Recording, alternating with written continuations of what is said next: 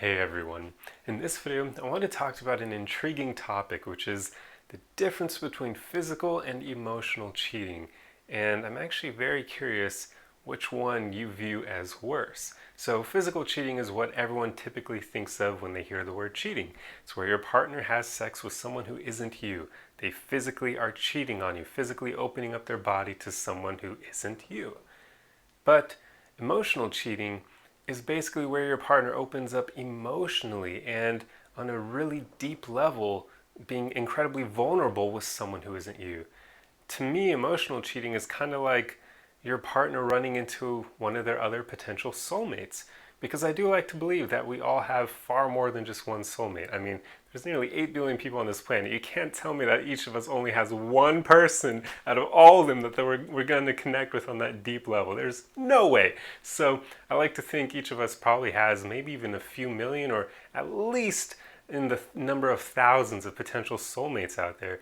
The only issue is your odds of running into them are really low.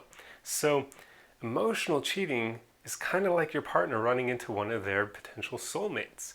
They're going to connect with them on a deep spiritual, emotional level. They're going to open up with them about all their deep secrets and their deep feelings and get existential with them, contemplate existence and how beautiful the universe is, that sort of thing, where they basically open up their heart to this stranger who isn't you. So that is an interesting form of cheating that not many people think about because we all focus on physical cheating. That's the one that everybody writes songs about and includes in movies and whatnot. It's basically the only form of cheating that is widely publicized and popularized out there. But very few people talk about emotional cheating, and I'm kind of the opinion that emotional cheating in some cases may be worse than physical cheating because in those cases, if you ask me, the only reason your partner doesn't immediately run off with that person is because they're already in a relationship with you. Because if they're meeting a potential soulmate of theirs, if that person literally classifies as a potential soulmate for them and you don't, then I mean, then meeting that person would be really bad for you because, I mean, if they are a good person, they'll probably stay with you. But if they're not quite, the odds of them being pulled away by that stranger, that soulmate of theirs, are pretty high. Now, maybe in some cases it can end up in a situation where somehow you're already a potential soulmate for them and they meet another one, and in those cases you're going to be fine because I doubt your partner would give up one for another because at that point it's a lateral move. But yeah, it's a very tricky thing because everybody likes to think of physical cheating as far worse, but I'm just not 100% convinced that that's always going to be the case. Because in those moments where your partner opens up their entire heart to a stranger, that's a betrayal of trust. You would normally expect your partner not to do that. That's kind of in the rule book for long-term relationships. Your partner is not meant to deeply connect with another person in that way because literally in those moments the only thing that would stop them from getting physical are just their integrity, really, their moral code. Because without you being in the picture, they for sure would probably hook up with that person if they're connecting with them on that deep of a level. So this is a very interesting subject. And another reason I bring it up is because this has actually happened to me before. Not that I've had a woman do this to me in a relationship, but more so that I've been kind of on I've been the guy that ends up connecting deeply with a woman who's in a relationship, and I don't do it on purpose. In some cases, well, actually in all the cases it happens because I didn't actually know the woman was already taken.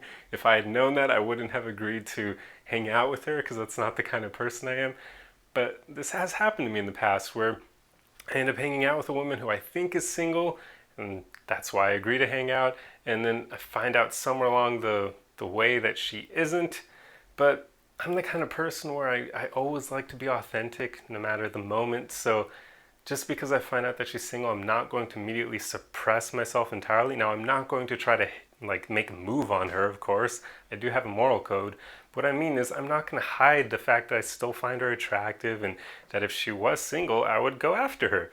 But I'm not going to make any moves. So I hope you understand what I mean here, because I'm not, some of you are probably going to think, oh my God, Josh is a player. He would go after a woman who's taken. No, Because as soon as I find out that she's taken, I won't reach out to her anymore. But on the date, you can be damn sure I'm still going to be my authentic self, and I'm not going to act like I suddenly have no genitals between my legs just because she's taken. That's not the way I am. So there have been situations where I do deeply connect with a woman who is in a relationship, and every time that's happened to me, it's only happened, I think, twice so far, so it doesn't happen all the time.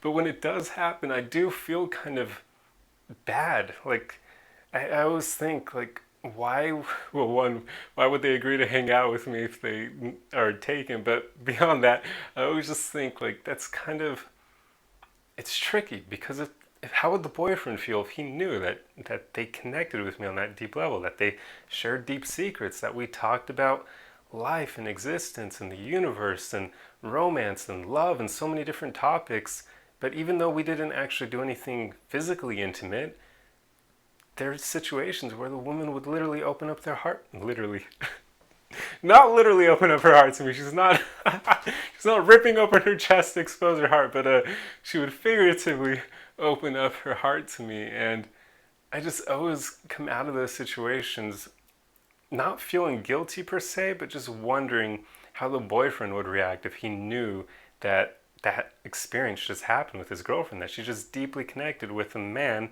who isn't him. But like I said, I do have a moral code, so I don't pursue them after that at all. I won't text them, I don't, nothing. I cut off all communication at that point. But the fact that this happens and that I've experienced this makes me wonder what you all think. Do you think physical cheating or emotional cheating is worse, and why? Please comment below and let me know your thoughts on this, because it's a really interesting subject that a lot of people just kind of don't think about. They don't realize that emotional cheating can happen, and they don't really just, I guess, acknowledge the existence of this occurrence and that it can happen. So I'm really curious what your thoughts are, so please let me know. But anyway, I hope this video was entertaining or something, because there really isn't anything to learn from it, I guess. Well, unless you didn't know what emotional cheating is and now you are aware of that. So there's that. But I hope this video helped you in some way, and I'll see you guys in the next one. Arrivederci!